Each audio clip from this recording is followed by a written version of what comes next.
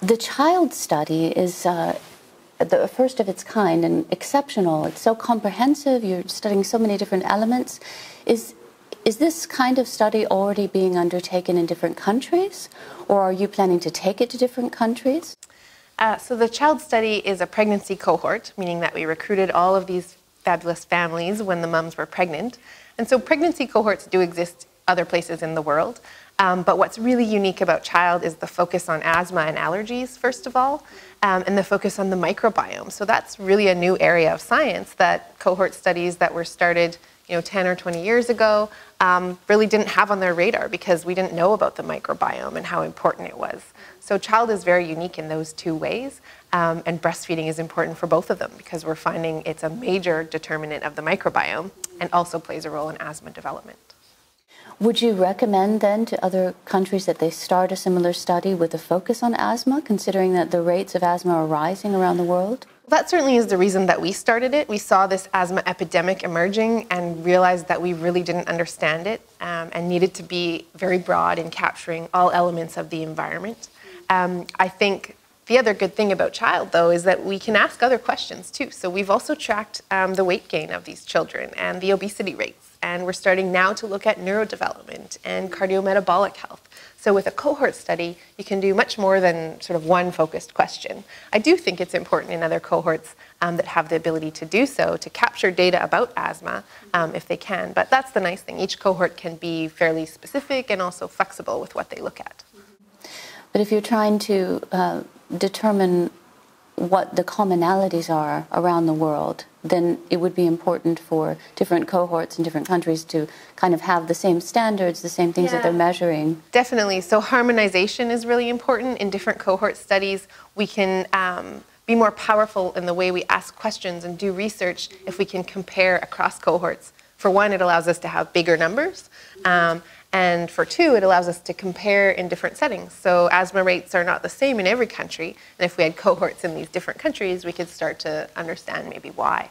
The different environmental factors. Yeah, the different environmental factors, different climates, different nutrition exposures, different breastfeeding rates perhaps, different environmental exposures that shape our microbiomes in different ways. These might be things that explain why we have different asthma rates in different places.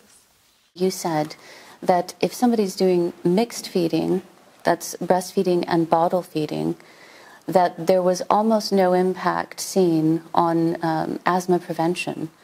And you also had said before that the microbiome may not be impacted if you give some formula. So that's a little scary, actually, for people who think, I'm breastfeeding, mixing in a little bit of formula. Yeah, I think, so these are still questions that we're addressing, but they're questions we can look at in the child study because of the level of detail that we've collected. But yes, you're right. So an infant who is mixed fed or partially breastfed, meaning they get some breast milk but some other things, it appears from our data that it matters if that other thing is formula, which you could think of as replacing breast milk, versus food, which is maybe a supplement, especially in the maybe 5th month of life when babies are starting to have a bigger appetite. So our data suggests that starting to feed foods a little bit earlier may not diminish the benefits of breastfeeding, whereas replacing breast milk with formula does seem to diminish that impact. At the same time, we do see a benefit from partial breastfeeding over no breastfeeding at all. So I think that's an important message to moms that whatever amount of breast milk they can give is probably going to have a benefit. But at the same time, as you mentioned with the formula and the microbiome, we're still learning about how that works and how important the timing might be. So looking at this group of infants who've received a little bit of formula early on and then still went on to be breastfed, we're looking at what are the health outcomes for those children. Are they any different? And we're also looking at the microbiome. Is it any different? And that's a study that we're doing right now, actually. So the results should be coming soon.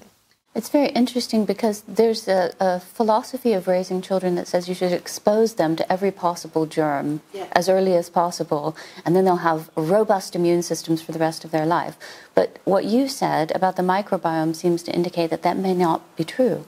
I wouldn't necessarily phrase it that way. I do think this, so we call it the hygiene hypothesis or the microbial hypothesis, and this idea that we've become too clean as a society, so we're sterilizing every surface, we use a lot of antibiotics, and that this is avoiding important exposures that a baby needs in its early life to develop a healthy immune system.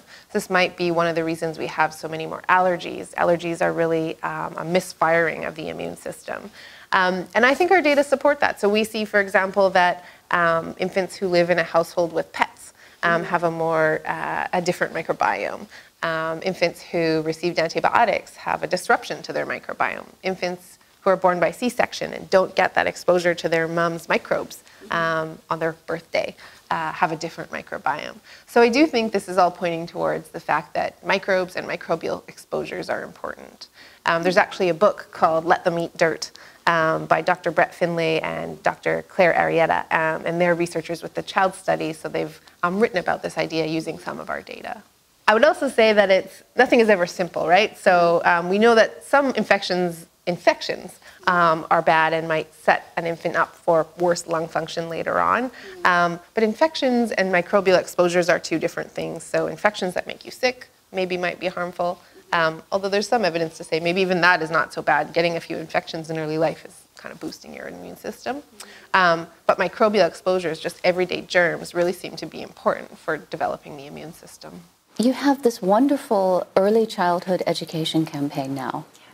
And I'm thinking about a little girl whose mother's breastfeeding and she starts to breastfeed her doll, you know, and how can you continue that kind of fresh, naive mentality where it's not adulterated by the sexualization of breast or whatever it is? Well, I think starting early is key, right? Because if you wait till the teenage years when that media has already gotten to everyone and the sexualization has occurred, you're almost too late. So I think starting really early so that from a very young age, children just know that this is how babies eat. They don't even think about it.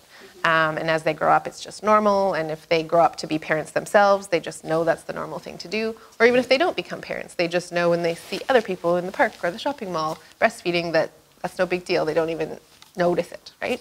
So I think ingraining that in culture is a long-term project, and it's something that has to start early. I got the idea for that project actually at a lecture, was about vaccine hesitancy. So the speaker was saying, you know, we need to educate parents so that they know that vaccines work and this is important.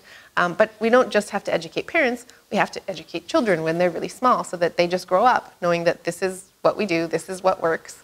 And they said, for example, who of you in the audience grew up in the 80s, and that would be me. They said, and do you recycle? So at least in Canada, we were bombarded in school with the idea that you must recycle and protect the environment. And it's true. Now, like, I automatically recycle. I feel guilty if I don't. So I want that to be the same for breastfeeding, that everyone just automatically knows that's how we feed babies. There have been other campaigns, so programs developed in the US, for example, and one in the UK. But my sense is, from reaching out to those groups, is that they develop the materials, but they're not being very widely used.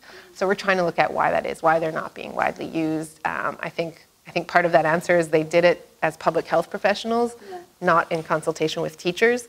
So there was that gap of how would the teachers like to see these programs developed and delivered. So we're hoping to make an impact there. Really getting everybody in the community. Yeah, exactly. Perfect. Thanks a lot, Professor Azad. You're very welcome.